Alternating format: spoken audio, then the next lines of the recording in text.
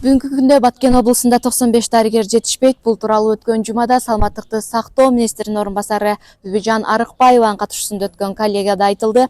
Бул албетте баткендиктер үчүн чоң көйгөй, анткени жергиликтүү калк Ош, Бишкек шаарларына барып, узак жолду басып, көп каражат сарптап дарылануу үчүн барууда.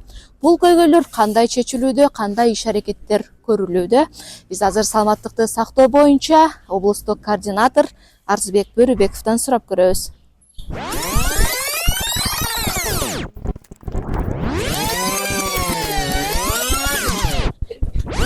Саламатсызбы? Биз бүгүн сизге 2 суроо менен кайрылалы. Эң көйгөйлүү суроолордон сизден жооп алалы деп келдик. Эң биринчи эле сурообуз ошол өткөн жумада коллегияда Баткен облусу боюнча 95 дарыгер жетишпейт деген көйгөй айтылды да. Ушул боюнча чечүү көйгөйлөрү кандай иш-аракеттер жүрүп атат? Ушул боюнча айтып кетсеңиз. Негизи бул жыл сайын эле баягы кадр саясаты чындыгында оор да. Анан бул алдыңкы жылдары бир 110 кадр жетишсиздиги болгон. Ошондо тапшырма коюлгон, ушу төмөндөтүү боюнчачы. Анан ошону алкаганда медициналык окуу жайлары менен тыгыз иш алып бардык. Мындайча айтканда ошол Ахунбаев атындагы медициналык окуу жай менен Бишкек шаарына барып, ярмарка вакансияга барып, ошол жерде жаш дарыгерлерди өзүбүзгө тартуу боюнча иштедик. Жерлерде жетекчилер. Ошону алкаганда бир топ дарыгерлер келе баштады да. Анан бул Ош мамлекеттик университетинин медицина факультети бар. Ошол жерде баягы бүткөн кадрларды, өзүбүздүн кадрларды тартууну аракетин кылдык. Дагы бир курулуш долбоорлору жөнүндө айтылды да. 2025-жылы курулуш долбоорлору ишке ашат. Кандай курулуш долбоорлору, эмне курулат?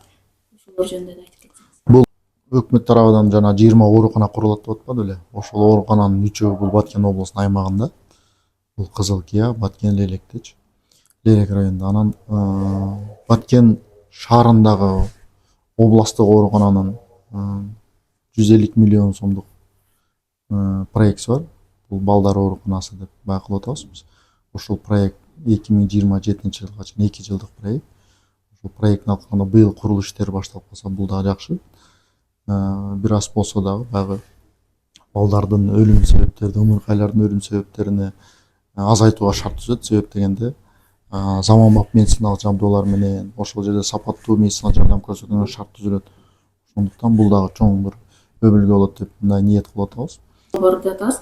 Баткен облустук биргелешкен ооруканасынын имараты жаңыланабы же кандай делонго түзүүдөн өткөрөбү? Ошол боюнча долбоорлор барбы? Оорукананын имараты бир топ моралдык дагы, материалдык жактан дагы бир аз талаптагыдай эмес. Бул чындыгында айтыш керек. Себеп дегенде быйылкы жылга буга канчалык ремонт акчасын кылбасаң дагы аябай көп сумма керек да, капиталдык ремонт оңдоогочу. Ошондуктан мына Айбек Асановичтин демилгеси менен быйыл ошол биз сунуштайлы өкмөткө долбоорду даярдагыла деген ошо долбоорун даярдап бергенбиз. 500 керебетке ылайыкташтырган жаңы долбоор. Эгерде ушул өкмөт тарабынан колдоого алына турган болсо, мен ойлойм ушул жаңы областтык оорукана куруу пландаштырылып атат да. Суд мед экспертизанын имараты чындыгында жок. Булар эми айтып аткан, буга чейин бул кээ бир Баткен шаарында имараттарды, үйлөрдү арендага алып келген болсо, мына акыркы жылдарда ошол областтык үй-бүлөк медицина борборунан 3 кабинет бергенбиз. Ошо 2-3 кабинетте эле булар өзүнүн ишмердүүлүгүн жүргүзүп келет. Маалым болгондой, Баткенде дарыгерлер менен камсыздоо курч турганы менен бул көйгөйлөрдү чечүү дагы эле олуттуу бойдон калууда. Айтмакчы, быйыл Баткен облусунда саламаттыкты сактоо тармагында бир катар жаңы имараттар курулары белгилүү болду. Бирок канча имарат курулганы менен аларды дарыгерлер менен камсыздабаса, бул көйгөй чечилбейт. Борбордон эң алыс чек ара аймагында жайгашкан облустун саламаттыкты сактоо тармагындагы көйгөйлөрүн жаңы министр кандай чечет, аны мезгил көрсөтөт.